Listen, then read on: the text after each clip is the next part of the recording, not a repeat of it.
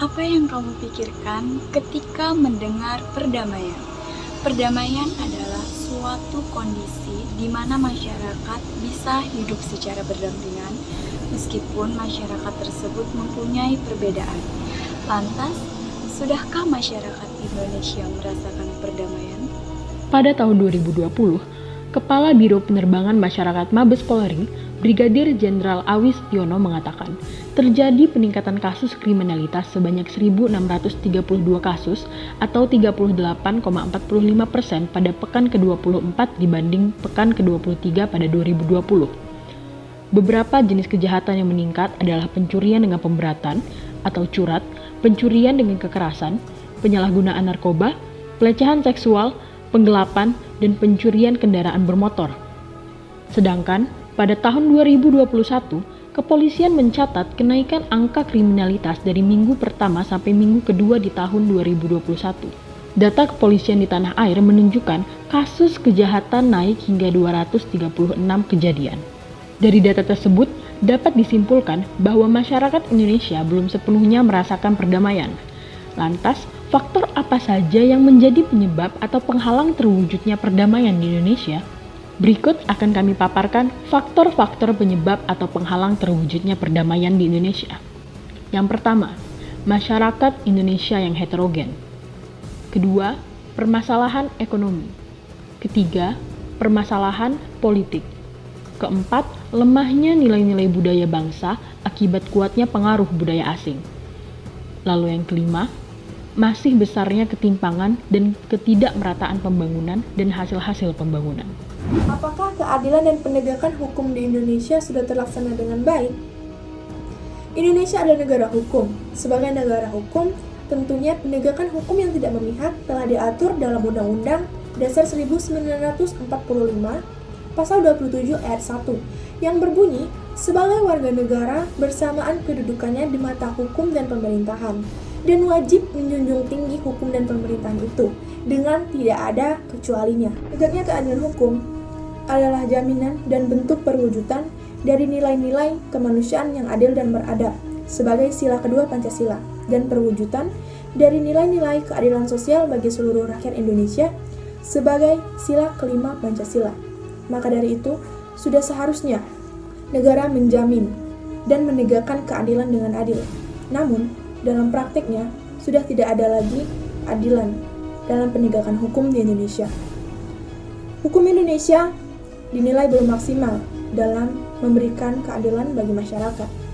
Malah justru, hukum itu sendiri menjadi alat bagi pemegang kekuasaan untuk bertindak sewenang-wenang kepada orang lain di bawah kekuasaannya.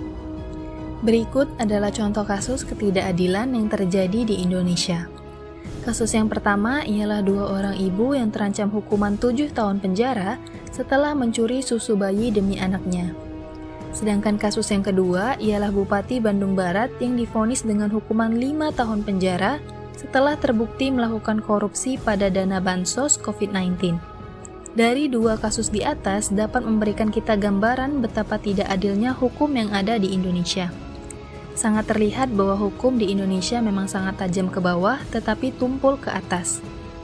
Dilihat dari hukuman seorang ibu yang mencuri susu bayi, lebih berat dibandingkan dengan hukuman Bupati Bandung Barat yang terbukti melakukan korupsi dana bansos COVID-19. Tidak hanya itu, kita juga dapat melihat bahwa kekuasaan dapat memberikan pengaruh yang sangat besar dalam pemberian vonis kepada pihak yang berkuasa. Hal ini juga membuat masyarakat meragukan keadilan dalam hukum di Indonesia. Masyarakat berpendapat bahwa hukum di Indonesia masih mengarah dengan lemah dan tajam serta hanya runcing ke bawah, tapi tumpul ke atas. Serta bisa dibilang, maling-maling kecil dihakimi, maling-maling besar dilindungi. Kemudian pengelompokan sanksi tertulis di dalam perundang-undangan juga menjadi penyebab lemahnya penerapan hukum di Indonesia bagi para tersangka terjerat kasus korupsi. Pengelompokan sanksi yang dibilang masih sangat lemah tidak memberikan efek jerah terhadap pelaku.